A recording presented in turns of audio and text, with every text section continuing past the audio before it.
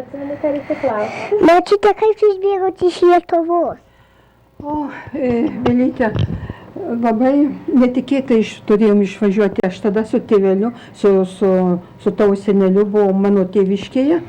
Ir jau rusai artėjo prie tos vietovės. Tai tėvelis sako, jau reikia dabar mums tuojaus išvažiuoti, nes yra jau pavojinga pasilikti. Tai mano mama. Kodėl?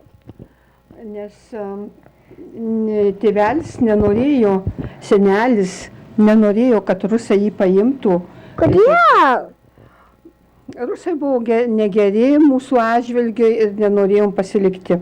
Tai mama, mes neturėjom savo priemonių, kaip važiuoti, tai mano mama davė vežimėlį, tokį vežimą gana didelį ir vieną labai gerą arklį. Mes sudėjom savo daiktus tenais ant to vežimų ir atsisveikinom su visais, visi labai nenorėjo, kad mes išvažiuotume, bet senelis sako, aš turiu važiuoti, negaliu pasilikti dėl to, kad man pavojinga pasilikti, gali rusai ką nors man negerai padaryti. Tai taip mes išvažiavom. Apsirikdinti? Taip, gali nužudyti ar išvežti į Sibirą. Tai taip mes išvažiavom su tuo arkliu. Žinoma, manęs tai nebuvo. Nebuvo, tavo mamytis nebuvo. Ir manęs tai nebuvo. Ir ilgai mes važiavom arkliu, ilgai. Ir išvažiavom iš Lietuvos jau į Vokietijos pusę ir paskui Vokietijoje važiavom su arkliu. Pakelėse, kaip reikėdavo nakvoti naktis, tai reikėdavo, vokiečiai nenorėdavo į savo namus įsileisti. Kodėl?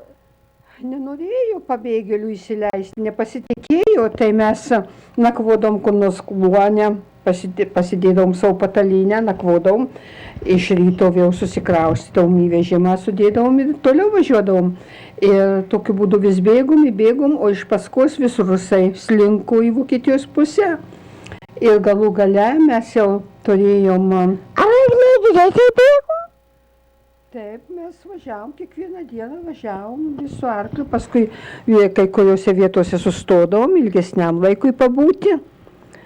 Ir kada jau Rusų frontas visai priartėjo, tai mes turėjom labai toli išvažiuoti, kad mums nebūtų gyvybei pavojus.